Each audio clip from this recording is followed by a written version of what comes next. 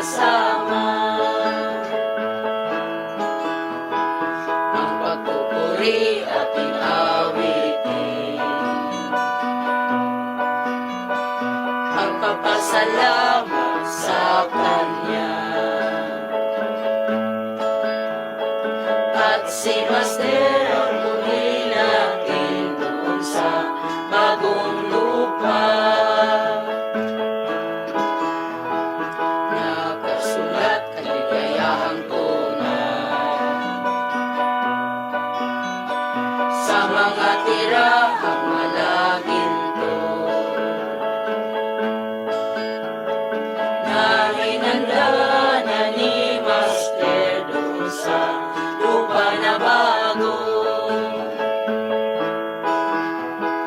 Ang kaligayahan ay di na magtatagal. Ang kaligayahan wala ng kamatayan. Dahil ang araw ay malapit na tayo'y magkakasama.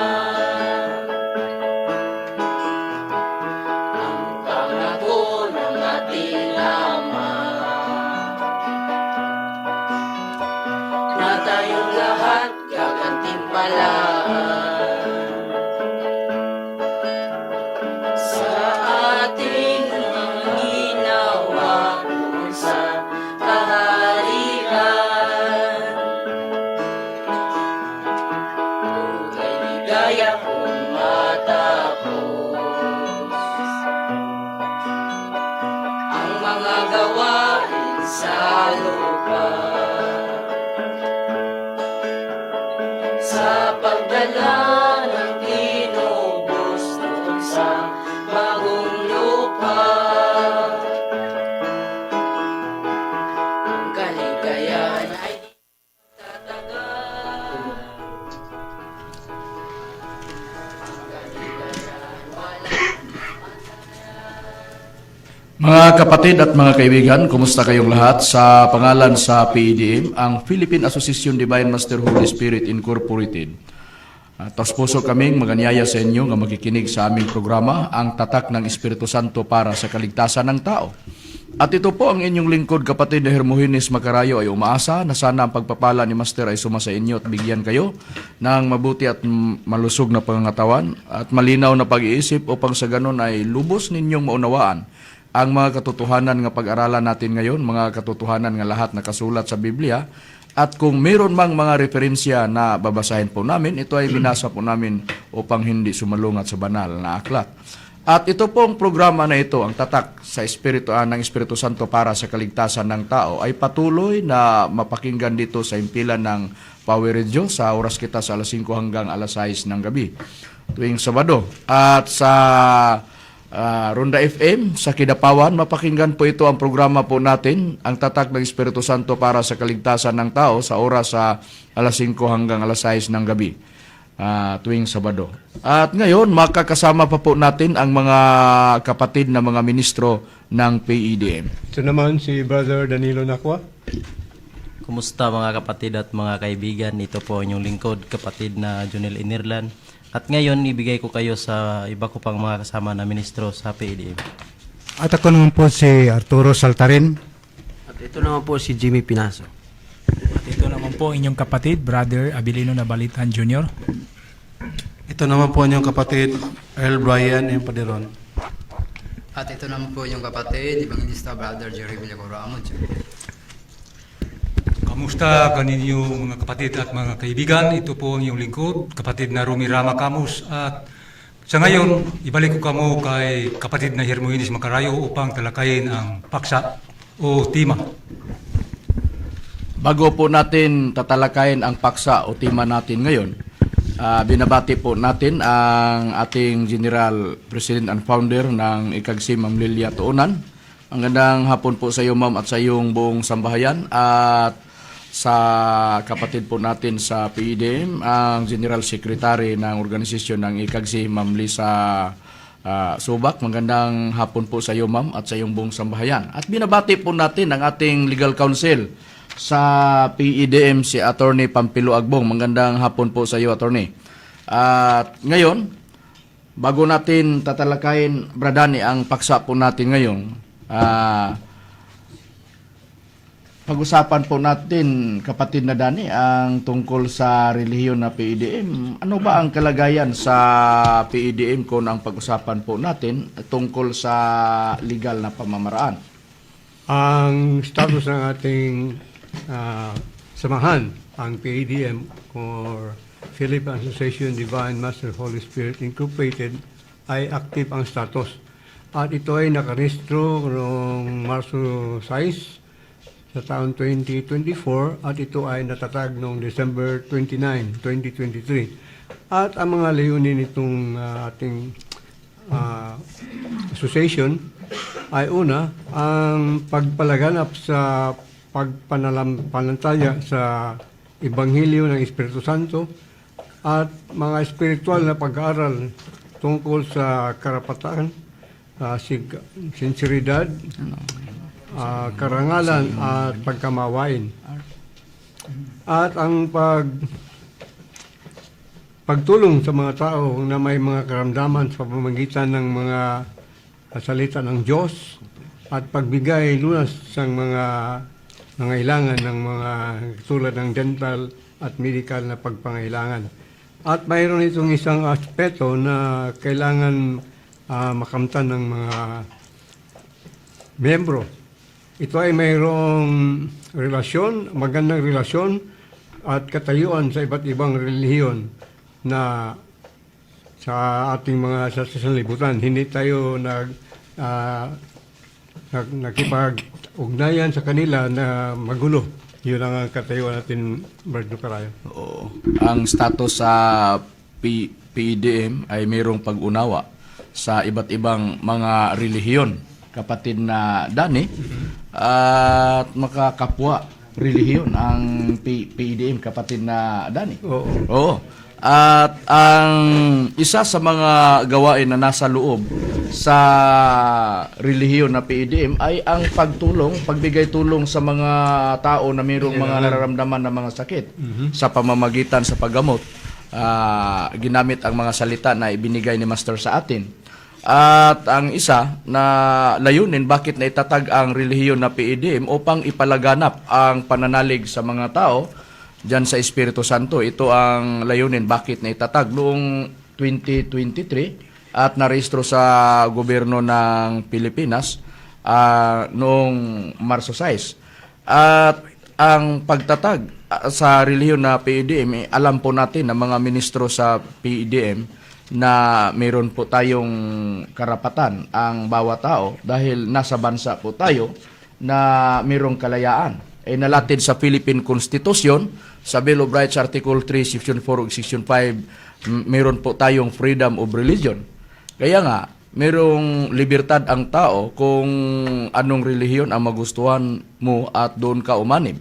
At mayroong kalayaan ang bawat isa sa pagpili ng relihiyon at mayroong karapatan ang tao na magsalita sa bawat isa. Kaya nga, ang tatalakayin po natin ngayon, kapatid na Dani, ang tungkol sa panawagan sa Diyos sa lahat ng mga tao sa buong daigdig at ano ang mangyari, ano ang mga dahilan sa mga nakikita natin ngayon sa mga balita, kahit na narinig po natin sa mga radio station na nangyayari na mga narinig po natin sa balita. At ito ang palatandaan na malapit na ang katapusan sa kalibutan, sa buong sanglibutan. Ngayon, ang susuriin po natin ay kapatid na Junel, meron ba po tayong mababasa diyan sa Biblia na mayroong panawagan ang Panginoong Diyos na bilang para pagpatunay sa sinabi po natin na mayroong panawagan ang Diyos sa mga nananahan sa buong daigdig o sa buong sanlibutan? Meron po, kapatid na Makarayo. Dito po natin mabasa sa mga awit 49, versikulo 1 hanggang 2. Dinggin ninyo ito, ninyong lahat na mga bayan. Pakinggan ninyo, ninyong lahat na nanahan ng digdig. Nang mababa at gayon din, ng mataas na mayaman, at ng dukha na magkasama. Magkaparehoy, nasa matataas at nasa mababa, mga dukha at mga mayaman na tao, sama-sama na mayroong panawagan ang Panginoong Diyos sa mga nananahan sa buong daigdig. Sa nabasa po natin na nakasulat sa Biblia. Kaya nga, mabuti na bigyang pansin ng mga tao ang panawagan na yan sa Panginoong Diyos. Ano kaya ang panawagan ng Panginoong Diyos na nabasa po natin sa nakasulat sa Biblia? Mahalaga po ito na kailangang pakinggan ng tao at bigyang pansin dahil nakasulat na sa Biblia na isang hula na mangyari sa buong daigdig. At ang buong daigdig ay bumagsak ito at hindi na magbabangon kahit kailanman. Meron ba po tayong mababasa sa Biblia, kapatid na Art? Mayroon po, kapatid na Makarayo. Dito mababasa natin sa Isayas, sa kanyang kabanata 24, at sa talatang 19 hanggang 20. Ito ang ating mababasa. Ang daigdig ay tuluyang mawasak sa lakas ng uga nito'y mabibiyak. Ang lupa tulad ng lasinggirong pasuray-suray sa kubong maliit na hahapay-hapay sa bigat ng kasalanan ng kanyang tinataglay. Tiyak na babagsak ang sandaigdigan at hindi na babangon magpakailanman. Kaya nga ito ang nakasulat sa hula na binasa po natin, mga kapatid at mga kaibigan, na tagapakinig sa programa po namin, na babagsak ang buong sandaigdigan at hindi na magbabangon kahit kailanman. Ito po ang nabasa natin na nakasulat sa Biblia. Kaya nga mabuti na bigyan po nating pansin ang panawagan ng Panginoong Diyos na nakasulat sa Biblia dahil ito ay isang hula at ang hula na nabasa po natin sa Biblia ayon sa ating Panginoong Hesukristo ay matutupad rin. Dito, babasahin ko muna ang aklat ng Mateo, Kabanata 5 at sa talatang 18. Ganito po ang sinabi ng ating Panginoong Hesukristo tungkol sa mga hula na nabasa po natin sa nakasulat sa Biblia. At sabi ng ating Panginoong Hesukristo na ang lahat ng mga nakasulat, lalo na sa mga hula, ay matutupad dito sa talatang binanggit ko, sapagkat katotohanan ang sinabi ko sa inyo, hanggang sa mga wala ang langit at ang lupa, ang isang tuldok o isang kudlit sa anumang paraan ay hindi mawawala sa kautusan hanggang sa maganap ang lahat ng mga bagay. Ito po ang katunayan, mga giliw po naming tagapakinig sa programa namin, ang Tatak ng Espiritu Santo para sa Kaligtasan ng Tao. Sa mga nabasa po nating talata sa Biblia, sana bigyang pansin ng mga tao ang panawagan ng Panginoong Diyos dahil inilalarawan sa banal na aklat na ang ang sandaigdigan o ang buong mundo ay kagaya ng lasinggero na pasuray-suray at kagaya ng isang kubo na hapay-hapay sa hangin. Sa nabasa po natin sa nakasulat sa Biblia at babagsak din ito ang sandaigdigan at ang mangyari hindi na magbangon kahit kailanman. Ito po ang nabasa po natin na nakasulat sa Biblia. Kaya nga, ang tanong, mga giliw po naming tagapakinig sa programa na ito, ang Tatak ng Espiritu Santo para sa Kaligtasan ng Tao. Mayroon pa kayang makikita na matitira dito sa mundo pag ito'y bumagsak? Ang sagot po ay hindi, wala nang makikita pa ang mga tao dahil ito ay mawawala lahat. Ito ang mabasa po sa nakasulat sa Biblia. Para mapatunayan po natin, kapatid na Jordan, meron ba po tayong mabasa sa Biblia na ang ang buong mundo ay hindi na mapakinabangan kahit kailanman? Mayroon ba po tayong mabasa sa Biblia? Meron po, kapatid na makarayo. Dito po natin babasahin sa Biblia na ang salita ng Diyos sa nakasulat po sa Isaias, yung kabanata 24 at talata 1 hanggang 3. Ito po ang ating mababasa. Makinig kayo, wawasakin ng Panginoon ang mundo hanggang sa hindi na ito mapakinabangan, at pangangalatin niya ang mga mamamayan nito. Iisa lang ang sasapitin ng lahat, pare man o mamamayan, amo man o alipin, nagtitinda man o bumibili, nagpapautang man o umuutang, lubusang mawawasak ang mundo at walang matitira rito. Mangyari nga ito dahil sinabi ng Panginoon. Ito po ang nabasa po natin na nakasulat sa Biblia. Maliwanag po mga giliw po naming tagapakinig sa programa na ito. Inilalarawan sa talatang binasa po natin sa nakasulat sa Biblia. Wawasakin ng Panginoon ang mundo hanggang hindi na ito mapakinabangan.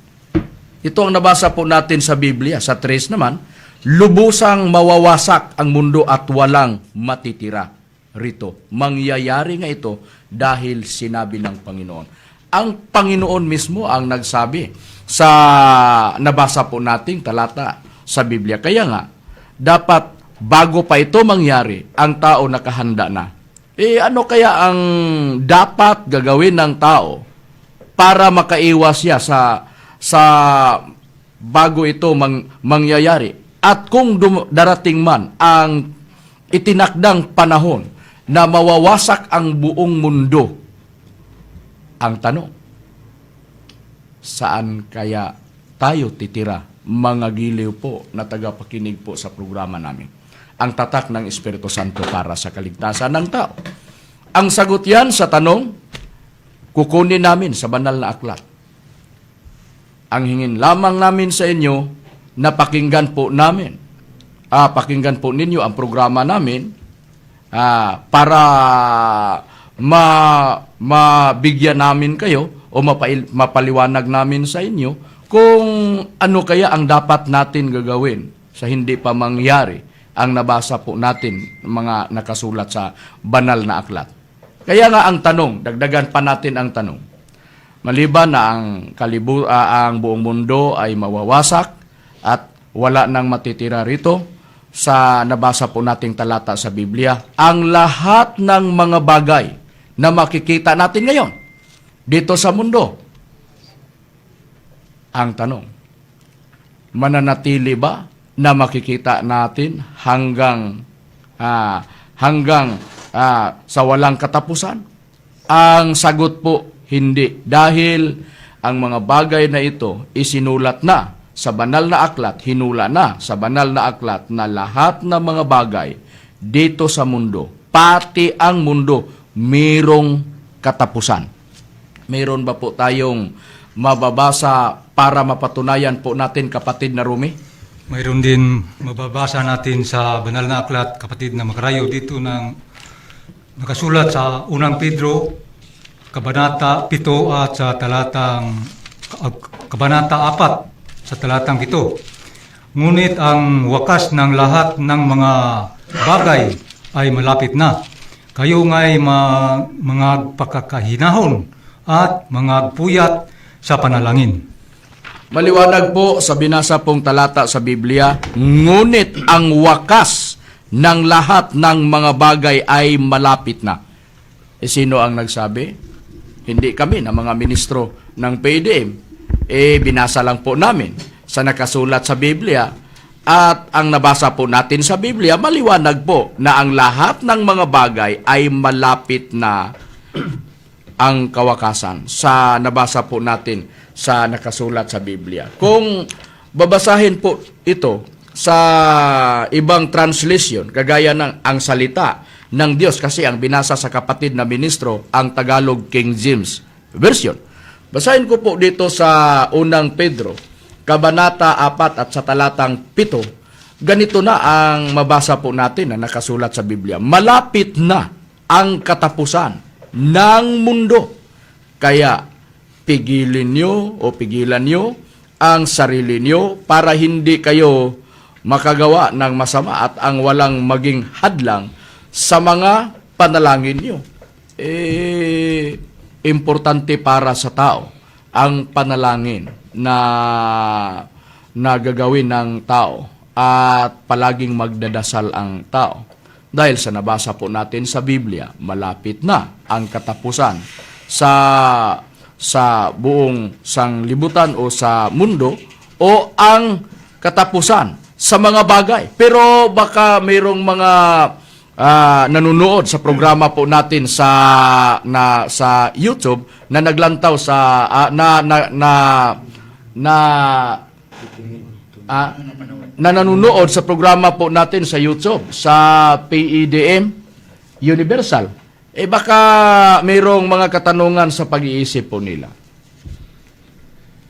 Kung ganon, yon ang ginawa niyong paksa para ipaliwanag ninyo sa mga tao sa pamamagitan sa programa po ninyo ang tatak ng Espiritu Santo para sa kaligtasan ng tao. Ang tanong, alam ba ninyo kung kailan ito mangyari?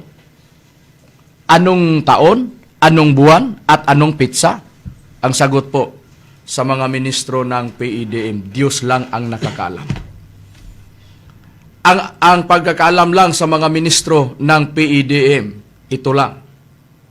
Ito ay hinula sa Biblia at ang hula ayon sa ating Panginoon Kristo ay matutupad din. Ito ang sinabi ng ating Panginoong Hesus Kristo. Pero parang mapatunayan po natin, Diyos lang ang nakakaalam kailan ito mangyari. Dito po sa aklat ng Mateo, Kabanata 24 at sa talatang 36, ganito po ang nakasaad. Ngunit tungkol sa araw at oras na yaon, walang makakaalam kahit ang mga anghel sa langit, kahit ang anak, kundi ang Ama lamang. Ito ang katunayan, mga giliw po naming tagapakinig sa programa na ito tungkol sa mangyayari sa mga bagay at sa mundo sa nabasa po natin sa nakasulat sa Biblia. Diyos lang ang nakakaalam. Siya lang ang nakakaalam. Ang binigay lang niya na kaalaman ng mga tao ay tungkol sa mga hula na mangyari sa daigdig at sa lahat ng mga bagay at hindi lamang ang mga bagay dito sa buong sanglibutan, pati na ang mga hayop, mga tao nasa hula na. Mabasa po natin sa nakasulat sa Biblia ano ang mangyari sa mga tao. Kapatid na Jimmy, babasahin mo po ang Sifanias Kabanata 1 at sa talatang 2 hanggang 3. Mag-umpisa ka doon sa versikulo 2 hanggang 3. Kung ano ang mangyari, mga bagay lang ba ang mayroong katapusan at ang mundo? Ano pa na nandito sa buong mundo ang mayroong katapusan? Pakibasa sa Sifanias Kabanata 1 at sa talatang 2 hanggang 3, kapatid na Jimmy. Okay po, kapatid na Makarayo, basahin ko lang dito sa Oo. Sa binanggit ko ng talata. Okay po. Aking lubos na lilipunin ang lahat na bagay sa ibabaw ng lupa, sabi ng Panginoon. Aking lilipunin ang tao at ang hayop. Aking lilipunin ang mga ibon at sa himpapawid, at ang mga isda sa dagat, at ang mga katitisuran sa kasama ng mga masama. Sa nabasa po sa nakasulat sa Biblia, lubos na lilipulin ang lahat ng mga bagay sa ibabaw ng lupa. Lahat ng mga bagay. Sabi ng Panginoon, aking lilipulin ang tao. Ano pa? Ang mga hayop. Aking lilipulin ang mga ibon sa himpapawid. At ang mga isda sa dagat. At ang mga katitisuran na kasama ng mga masama. at aking ihihiwalay ang tao sa ibabaw ng lupa, sabi ng Panginoon. Ito po ang layunin ng Panginoong Diyos. Mayroon siyang gagawin. Lilipulin niya ang mga tao, mga hayop, mga ibon sa himpapawid, pati na ang mga isda sa dagat, at pati na ang lahat ng mga bagay. Sa nabasa po natin na nakasulat sa Biblia, lilipulin ng Panginoong Diyos.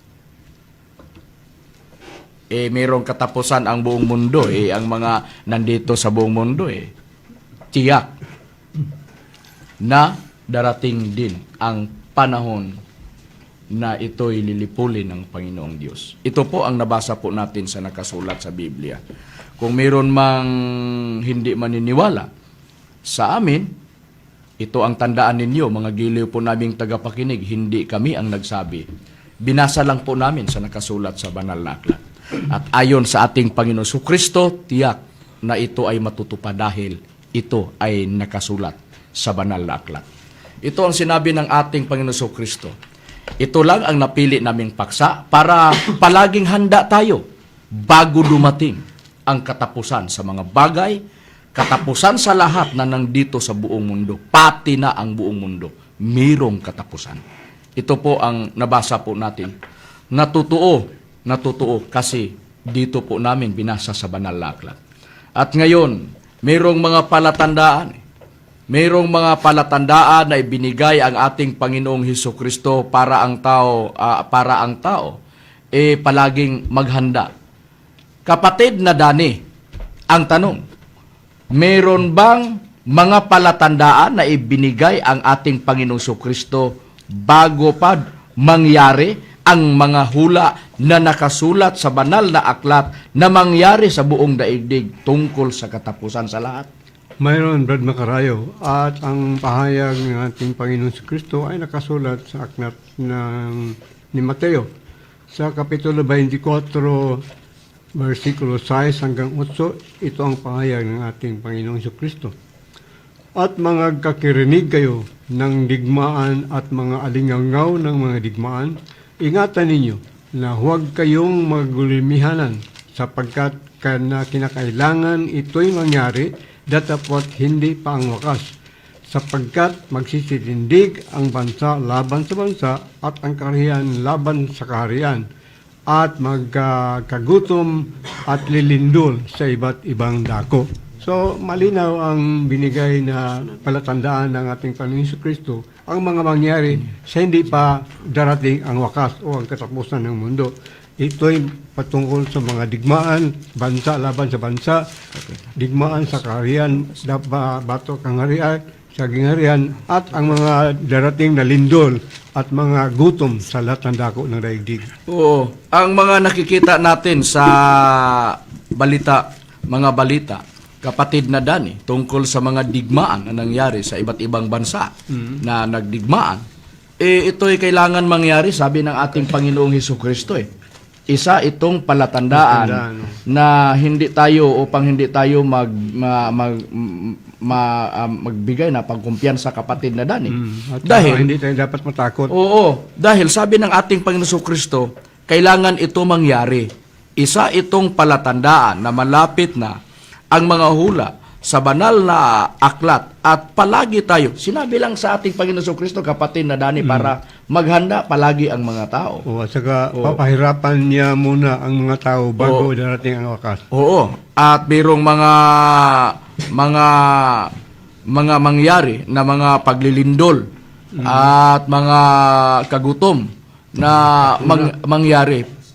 Pero ang isa na sinabi ng ating Panginoon Kristo, dapapuat ang lahat ng mga bagay na ito ay siyang pasimula ng kahirapan. Tandaan po ninyo, mga giliw po naming tagapakinig, meron pong isang binanggit ang ating Panginoong Hesukristo na isang makakikilabot na sa balahibo. Dito po, mabasa po natin sa Mateo 24:21, ganito ang sinabi ng ating Panginoong Hesukristo, sapagkat kung magkagayoy, magkakaroon ng malaking kapighatian na ang gayoy di pa nangyayari buhat sa pasimula sa sanglibutan hanggang ngayon at hindi na mangyari kailanman. Ito po ang nabasa po natin sa Biblia. Darating ang malaking kapighatian, sabi ng ating Panginoong Hesukristo. Kaya nga, ang mga nakikita po natin sa balita na mayroong mga bansa na niyanig ng malalakas na mga lindol, minsan hindi malalakas na mga lindol, pero kung mayroon mang mga lindol na mangyayari na niyanig ang isang bansa, sinabi na sa ating Panginoong Kristo nung ang ating Panginoong Kristo kasama pa sa mga lingkod niya na mga apostol dito sa sanglibutan na ito. Mayroon pa po tayong mabasa sa Biblia, kapatid na Jimmy? Mayroon po, kapatid Makarayo, mabasa po dito sa Lucas, Kabanata 21, talata 11. At magkakaroon ng malalakas na lindol, at sa iba't ibang dako ay magkakagutom at magkakasalot, at magkakaroon ng mga bagay na kakilakilabot at ang mga dakilang tanda mula sa langit. Sa nabasa po sa nakasulat sa Biblia, maliwanag na ang sinabi ng ating Panginoong Hesukristo sa binasang talata na nakasulat sa Biblia 21:11. Nasabi ng ating Panginoon Hesukristo, magkakaroon ng mga malalakas na mga lindol sa iba't ibang dako. Ito na ang nakikita po natin sa balita. Mayroong mga bansa na niyanig ng malalakas na lindol at magkakagutom at magkakasalot at magkakaroon ng mga bagay na kakilakilabot at ng mga dakilang tanda mula sa langit. Ito ang mga palatandaan na binigay ng ating Panginoong Hesukristo na kapag nakikita na natin, malapit na ang katapusan sa mundo at sa lahat na mga bagay. Pero kung mayroon mang magtanong at ngayon lang naka-open sa radyo po nila at nakakita sa programa po namin sa YouTube, sa PEDM Universal at nanonood sa Facebook, baka magtanong sila na alam ba ninyo ang oras, buwan at ang taon? Ang sagot po namin sa 24/36, Diyos lang ang nakakaalam. Ang ibinigay lang sa Panginoon Diyos sa atin na palaging handa po tayo. Kaya nga, walang pagkukulang ang mga ministro ng PEDM sa inyo, mga giliw po naming tagapakinig. Makakaasa po kayo na nakatutok po kami sa mangyari sa buong daigdig. At kasama po ninyo kami at gagabay po kami sa inyo sa pamamagitan sa programa na ito, ang tatak ng Espiritu Santo para sa kaligtasan ng tao, para malalaman po ninyo ano ang dapat gagawin bago mangyari itong mga binasa po natin na nakasulat sa Biblia, ang tungkol sa katapusan sa mga bagay at sa mundo. Ito po ang hangad po namin at ito ang layunin po namin. Bakit mayroong mga programa po namin sa iba't ibang radio station na ang programa namin ay ang tatak ng Espiritu Santo para sa kaligtasan ng tao. At hindi lang ang mga malalakas na mga lindol at ang mga digmaan sa iba't ibang bansa, kagaya ng hanggang ngayon patuloy pa ang gera o digmaan sa Ukraine at sa Russia at sa iba pang mga bansa na nagdigmaan. At ito ang katunayan na totoo ang mga sinabi na mga hula na nabasa po natin sa nakasulat sa banal na aklat. At hindi lang ito ang mga digmaan, mga malalakas na mga paglilindol, at mayroon pang nakikita po natin na mga balita sa YouTube. Kung i-search natin, mayroong mga bansa na mayroong mga nararanasan nilang malalakas na mga pag-ulan o bagyo o malalakas na mga pagbaha, nakasulat na sa Biblia. Ano po ang katunayan, kapatid na Abilino, na nasusulat na o nakasulat na sa banal na aklat ang tungkol sa mga malalakas na mga hangin at malalakas na mga ulan o bagyo. Meron ba po tayong mabasa sa Biblia? Opo, kapatid na Makarayo, meron tayong mababasa dito po sa Nahum, Kabanata 1 at talatang 3. Ganito po ang nakapahayag. Ang Panginoon ay banayad sa pagkagalit at dakila sa kapangyarihan, at sa anumang paraan ay hindi aariin, walang sala ang salarin. Ang daan ng Panginoon ay ipo-ipo at bagyo, at ang mga ulap ay siyang alabok ng kaniyang mga paa. Ano ang nabasa po natin sa nakasulat sa Biblia, mga gilipong tagapakinig? Maliwanag po. Ang Panginoon, ang daan niya ay sa ipo-ipo. Ano pa? At sa bagyo. Ito ang daan ng Panginoong Diyos. At ang mga ulap ay siyang alabok ng kaniyang mga paa. Ito po ang nabasa po natin na nakasulat sa Biblia. Kung mayroon mang mga nangyayari na mga bagyo, Diyos lang ang nakakaalam.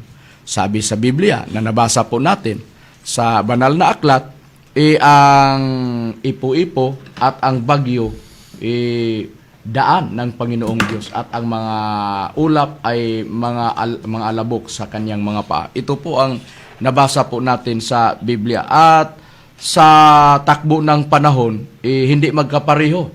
Mayroong mga tag-ulan at mayroong mga tag-init. At ayon sa Pag-asa, ang tawag naman sa tag-init, mayroong mga mahabang mangyari na tag-init, tinawag na El Nino.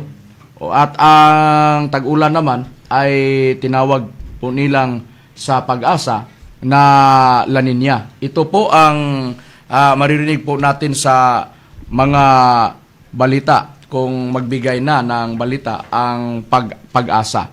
Itungkol naman sa kung mangyari ang mayroong mga tag-init na mangyari, hindi makakuha ng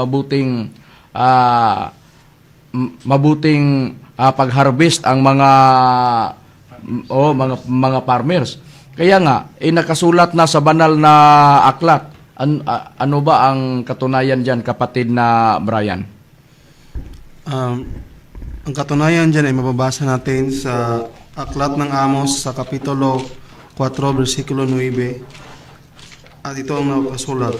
Aking sinalot kayo ng pagkalanta at ng amag. Ang karamihan ng inyong mga halaman at ng inyong mga ubasan at ang inyong mga igusan at ang inyong mga olibuhan ay nilipol ng tipaklong. Gayon may hindi kayo nanganumbalik sa akin, sabi ng Panginoon. Ito po ang nabasa po natin sa Biblia.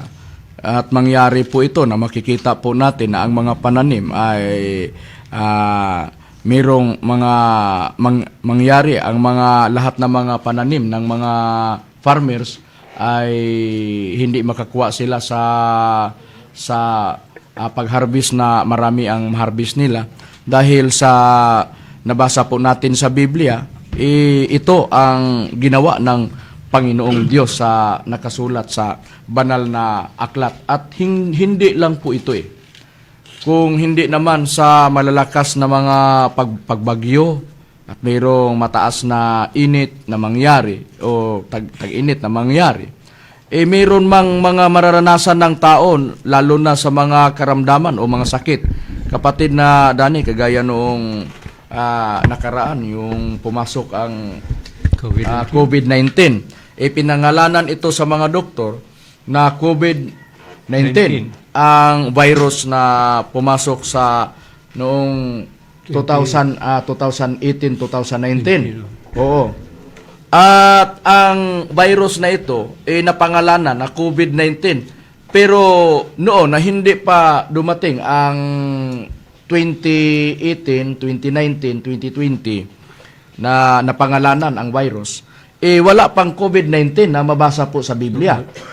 Oo, hindi pa kilala ng mga doktor. Dahil noong pumasok na sa buong daigdig ang virus na tinawag na COVID-19, yun pa na nagbigay na sila ng pangalan. Pero sa hindi pa pumasok at hindi pa dumating ang COVID-19, wala pa na pangalanan na virus o sakit na virus. Pero sa Biblia, kung tingnan natin ang mga nakasulat sa banal na aklat, Noon pa ba nakasulat o naisulat na, kapatid na Dani? Noon pa na mayroong mga sakit na papasok sa buong daigdig at hindi pa napangalanan na mabasa sa Biblia? Mayroon, Brad Macarayo, at ito ay babasahin natin dito sa aklat ng Deuteronomio, Kapitulo 28, versikulo 21 hanggang 22, 59 hanggang 61. Ito ang nakapahayag. Ikakapit sa iyo ng Panginoon ang salot hanggang sa maubos ka sa lupa na iyong pinapasok upang ariin. Salutin ka ng Panginoon ng sakit ng tuyo, sakit ng lagnat at ng pamamaga at ang nag-aapoy na init ng tabak at ng salot sa hangin at ang sakit sa pag-ani at kanilang habulin ka hanggang sa ikaw ay malipol. Kung magkagayoy gagawin ng Panginoon ang kamangha-mangha ang salot sa iyo at ang salot sa iyong binhi, malaking salot at totoong malaon at kakilakilabot na sakit at totoong malaon. At kanyang paratingin sa uli sa iyo ang lahat ng mga sakit sa Ehipto na iyong kinatakutan at kakapit sa iyo. Bawat sakit din naman at bawat salot na hindi pa nasusulat sa aklat ng katuutosang ito'y paratingin sa iyo ng Panginoon hanggang sa ikaw ay mabuwal.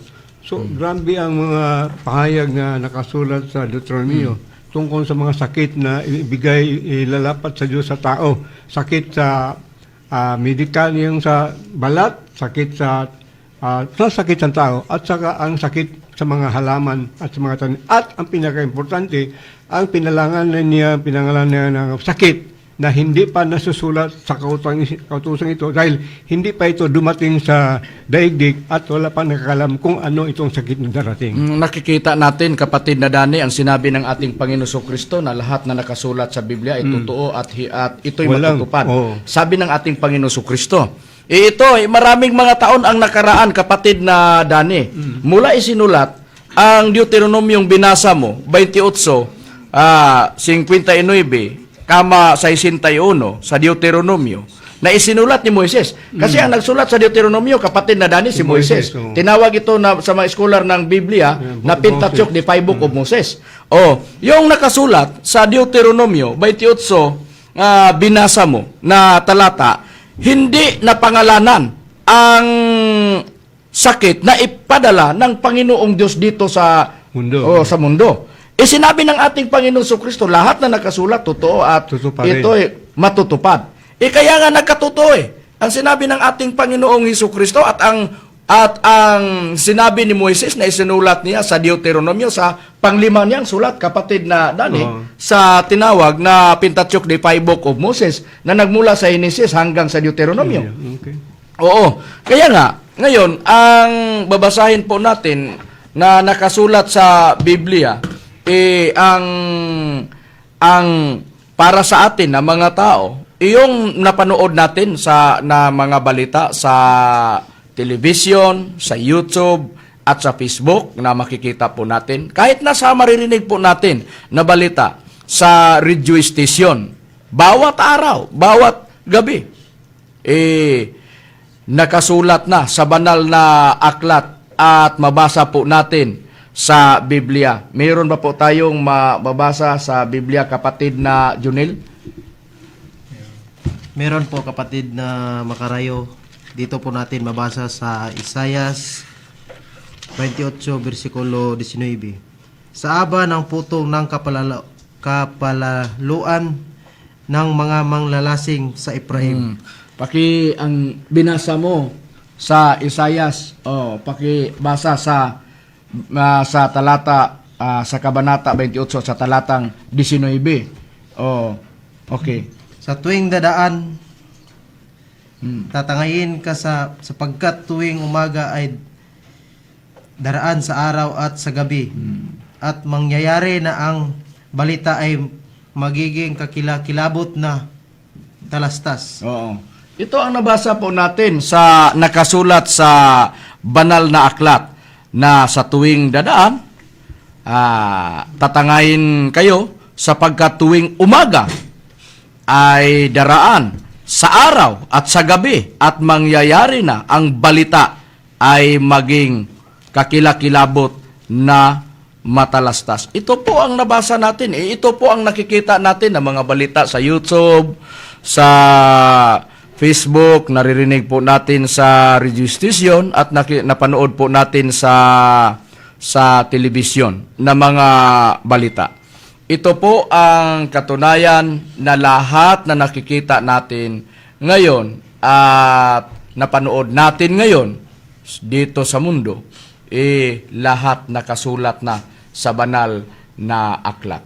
At ang mga nangyayari na pabalik-balik ang mga kagaya ng mga bagyo at mga nararanasan na ikamamatay ng tao, kagaya ng mga malalakas na pagbaha, nakasulat na sa banal na aklat na magsunod-sunod ang mga mangyayari. Mayroon ba po tayong mababasa sa Biblia, kapatid na Art? Oo po, mayroon, kapatid na Makarayo. Babasahin ko dito sa aklat ng Ang Salita ng Diyos. Dito makikita natin sa Ezekiel, sa kanyang versikulo 7, versikulo 5, 26. Ito ang ating mabasa. Ako, ang Panginoong Diyos, ay nagsabi, darating sa inyo ang sunod-sunod na kapahamakan. 26. Darating sa kanila ang sunod-sunod na panganib at masamang balita.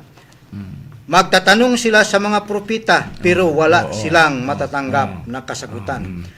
Magpaturo sila sa mga pari at hihingi ng payo sa mga tagapamahala, pero hindi sila tuturuan at papayuhan. Oo. Walang makabigay ng payo kung ang pag-usapan ang tungkol sa magsunod-sunod na kapahamakan. Mga kapatid at mga giliw pong tagapakinig sa programa po namin at nanunood sa YouTube at sa Facebook sa programa na ito, ang tatak ng Espiritu Santo para sa kaligtasan ng tao. Dahil Diyos lang ang nakakaalam. Sa nabasa po sa kapatid na si Abilino kanina sa Nahum, na ang bagyo at mga ipo-ipo ay daan ng Panginoong Diyos Kaya nga, kung mayroon mang mangyayari na malalakas na mga pagbagyo, paulit-ulit ang mga bagyo Papasok, lalabas, pasok naman sa bansa, lalabas naman. Mayroon namang sumunod. Ito ang nakasulat sa Biblia. Darating, sabi ng Panginoon, ang sunod-sunod na kapahamakan dito sa sanglibutan. Ito po ang nabasa po natin sa Biblia. At sa 26, darating sa kanila ang sunod-sunod na panganib at masasamang balita. Tuwing buksan natin ang TV natin, makikita natin sa mga balita. Lalo na kung i-search natin ang mga nangyayari na mga balita sa YouTube, makita natin ang mga nangyayari. Nagsunod-sunod na mga pangyayaring masama na mga balita. Sunod-sunod na kapahamakan na makikita po natin sa mga balita. Ito po ay nakasulat na sa banal na aklat. At ito ang lahat. Ang buong sanglibutan ay patungo sa katapusan, at ang sanglibutan na ito ay itinataan ito sa araw ng paghuhukom. At itinakda na ayon sa banal na aklat sa hinula na mabasa po natin sa nakasulat sa Biblia na isinulat ni Apostol nga si Pedro, ay masusunog ito sa sobrang matitinding init sa mababasa po natin sa banal na aklat. Mayroon ba po tayong mabasa sa banal na aklat, kapatid na Dani? Mayroon, kapatid na Makarayo, at ito ay babasahin natin sa nakasulat sa aklat ng 2 Pedro, Kapitulo 3, versikulo 5 hanggang 17, 10 hanggang sa 12. Ito ang ating mababasa. Sapagkat sadyang nililimot nila na mayroong sangkalangitan mula ng unang panahon at isang lupang inanyuan ng tubig at sa gitna ng tubig sa pamamagitan ng salita ng Diyos. Nasa pamamagitan din nito ang sanglibutan noon na inapawan ng tubig ay napahamak. Ngunit ang sangkalangitan ngayon at ang lupa sa pamamagitan ng gayon ding salita ay iniingatang talaga sa apoy at itinataan ang araw ng paghukom at ang paglipol sa mga taong masasama. Sa binasa mo, kapatid na Dani, meron nang nangyaring paghatol o paghuhukom ang Panginoong sa Diyos panahon ni Noe. noon o sa panahon ni Noe sa pamamagitan ng anaw o baha sa naba o tubig sa nabasa po natin sa nakasulat sa Biblia. Pero sa ngayon, kapatid na Dani, ang mundo o ang sangkalangitan ngayon at ang lupa ay itinataan na ito sa araw ng paghuhukom, sa paglipol ng mga taong masama. Ang tanong, kapatid na Dani, ano kaya ang mangyari? Sa araw ng paghukom, ano ang mangyari sa daigdig o sa buong mundo, kapatid na Dani, at sa mga bagay na nandito ngayon? Makikita natin na ginawa ng mga tao. Basahin lang natin ang ganun pa rin kapitulo at sa 2 Pedro 5, pero ang basahin natin ay ang 10 hanggang sa 12 na talata. Ito ang nakapahayag na ating babasahin noon makarayo. At mapaparam nakasabay ang malalaking ugong at ang bagay sa langit ay mapupugnaw sa matinding init at ang lupa at ang mga gawang nasa lupa ay pawang masusunog. Yamang ang lahat ng mga bagay na ito ay mapupugnaw ng ganito. Ano nang ang anyo ng mga pagkatao ng narapat sa inyo sa banal na pamumuhay ang pagkamawain na ang hinihintay na pinagkananasa na ang pagdating ng kaarawan ng Diyos na dahil ito'y ang sangkalangitan na nagnininggas ay mapupugnaw at ang mga bagay sa langit ay matutunaw sa matinding init. Ganyan ang mangyayari pala Brad Macarayo. Lahat ng mga bagay na Matinding init, nakikita natin ngayon, pawang masusunog. At ang lahat na mga nandito sa buong lupa, pati na ang langit at pati na ang buong sanglibutan, ay matutunaw sa matinding init pagdating sa araw ng paghuhukom. Ano kaya ang dahilan? Bakit masusunog sa sobrang init o matintinding init ang buong daigdig o ang buong mundo? Ano kaya ang klaseng init ito? Ano kaya ang dahilan? Ang sagot, dahil nababalot sa sumpa ang buong sanglibutan.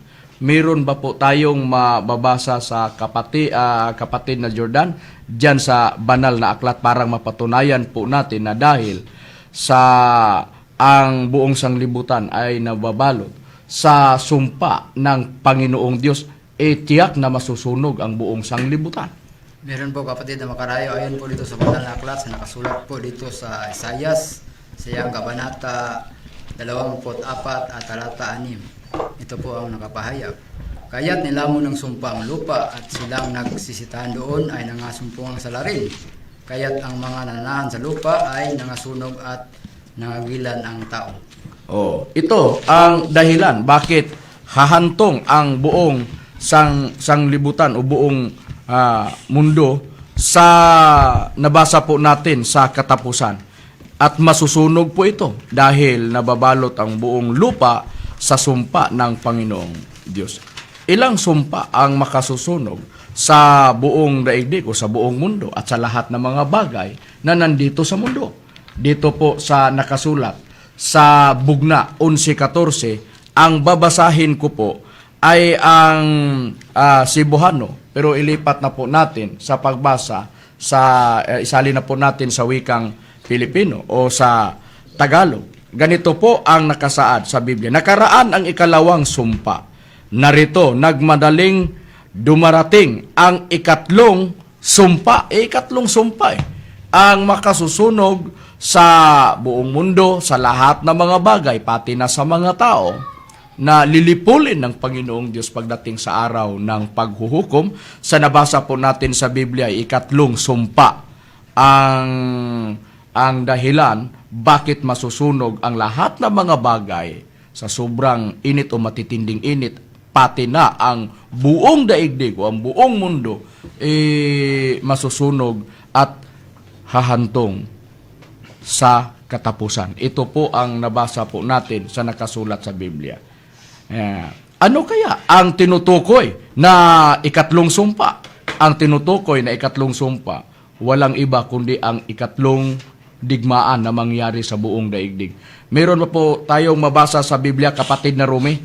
Mayroon din mababasa natin, kapatid na mga karayo. Dito sa aklat ng Isaiah sa Kabanata 42 at sa talatang 25. Kaya't binugso niya sa kaniya ang pusok ng kaniyang galit at ang lakas ng kapapakigbaka at sinulsulan niya ng apoy sa palibot, gayon may hindi niya alaman at sinunog siya, gayon may hindi siya naglalakad ng kaluban. Babasahin ko po ulit, mga kapatid at mga gili pong tagapakinig sa programa na ito. Kaya't ibinugso niya sa kanya ang pusok ng kaniyang galit at ang lakas ng pagbaka o digmaan at sinulsulan siya ng apoy sa palibot. Gayon din, hindi niya naalaman na sinunog siya. Gayon may hindi siya naglagak ng kalooban. Ito po ang nabasa po natin sa nakasulat sa Biblia. Kaya nga nangyari ang unang digmaan, kapatid na Dani, sa July 27, 1914. Nangyari ang unang digmaan. At anong taon nangyari ang ikalawang digmaan, kapatid na Dani? Mula 1939 hanggang 1945. Second World War. Oo, kaya nga ikalawang digmaang pangdaigdig nangyari ang ikalawang digmaan. Ang hinaharap natin ngayon, kapatid na Dani, ay ang ikatlong digmaan. Third World War, nuclear. Ngayon, kapatid na Dani, ang nangyari kahit na iipunin pa ang unang digmaan na nangyari at ang ikalawang digmaan, kapatid na Dani, hindi pa makahihigit sa ikatlong digmaan, kapatid na Dani. Maski ipunin pa mula nang maimbento ang bomba hanggang sa ngayon sa Second World War, hindi rin makatumbas sa darating na gira o darating na bomba. Dahil noong unang digmaan at ikalawang digmaan, wala pang kagaya sa mga inimbento ngayon sa iba't ibang bansa. Mga nuclear bomb. Na mga malalakas. At nako, kung ang pag-usapan po natin, ang isa lang ibigay natin, kahit na i-search nila sa YouTube, kapatid na Dani, ang Intercontinental Ballistic Missile, kung maliliit na bansa, kung doon itira o doon ibagsak ang isang intercontinental ballistic missile, ano kaya ang mangyari sa maliliit na bansa, kapatid na Dani? Mawala sa mundo, matutunaw. Oo, tiyak na matutunaw at mawala sa mapa. Kaya nga, kung ang pag-usapan natin, kung lahat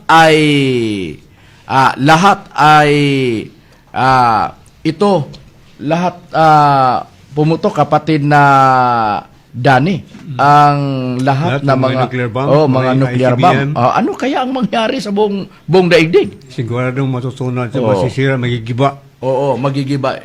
Tiyak na magigiba.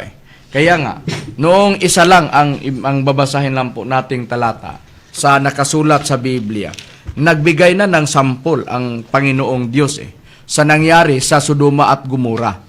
Sa ikalawang Pedro 2:6, at pinarusahan niya ang pagkalipol ang mga bayan ng Sodoma at Gomora na pinapaing abo na maging halimbawa sa mga nagsisipamuhay na masama. Ang Sodoma at Gomora naging abo at ipakita at ito ng Panginoong Diyos bilang isang halimbawa sa mga nagsisipamuhay sa masama. na mga tao. Kaya nga, dapat pagbutihin natin, mga giliw po naming tagapakinig, ang pamumuhay po natin na nagawa tayo ng mga matuwid na mga bagay sa paningin ng Panginoong Diyos. At ayon sa ating Panginoon Kristo, ang tagapagligtas walang iba kundi ang Espiritu Santo sa Defasyon sa Juan 14:15 hanggang 17. At ang dapat gagawin ng tao, nahahanapin niya ang kaligtasan bago mangyari ang ikatlong digmaan. Ibinigay na namin ang mangyari na kung ibagsak ang isang intercontinental ballistic missile sa maliliit na bansa, tiyak na magugunaw ang bansa. Yun ang resulta sa pagbagsak ng intercontinental ballistic missile.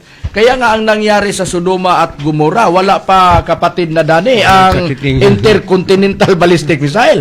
O kahit na ang mga charbam, kahit na ang mga ginamit na noong Second World War, Lahat nga na ng bombay. yung little boy na ibinagsak doon sa Nagasaki at Hiroshima. Nako, hindi pa nakikita noong una ang yung ginamit ng Panginoong Diyos na ginunaw, naging abo ang Sodoma at Gomora sa pamamagitan ng apoy at asupre na nanggaling sa langit. Ito lang ang ginamit ng Panginoong Diyos eh. Ngayon, kapatid na Dani, nasa itaas ang apoy at asupre na ginamit niya nung naging linipol niya ang mga tao, hinatulan niya ang Sodoma at Gomora, mayroong apoy sa ilalim ng lupa, kapatid na Dani. At mayroon namang apoy na ginawa ng mga tao, kagaya ng mga nuclear. Ano kaya ang mangyari sa buong tiyak na matutupad ang sinabi ng Panginoong Diyos diyan sa banal na aklat na panawagan niya? Kailangan maglingkod tayo sa Espiritu Santo sa Roma 7:6 at makatanggap tayo ng panalangin sa Espiritu Santo para sa kaligtasan ng tao. Dadalhin po tayo sa Panginoong Diyos o sa Espiritu Santo sa bagong langit o bagong lupa na mabasa po natin si 2 Pedro 3:13. Mga kapatid at mga kaibigan, wala naman kaming oras. Sana meron kayong natutunan sa ginawa po naming paksa nga dinala po namin sa programa po namin, ang tatak ng Espiritu Santo para sa kaligtasan ng tao. Ito po ang inyong lingkod, kapatid na Hermogenes Macarayo. Ito naman si Brother Danilo Nacua. At ako naman po si Junel Inirlan. At ako naman po si Arturo Saltarin. At ino naman po si Jimmy Pinas. Ito na po yung lingkod, Brother Abilino Labalitan Jr. Ito po niyang kapatid, Earl Brian Paderon. At ito naman po yung kapatid, Brother Jerry Villacora Amudja. At ito naman po ang iyong kapatid na Rumi Rama Camus, at magandang sa iyong pagkikinig at magandang gabi sa iyong lahat.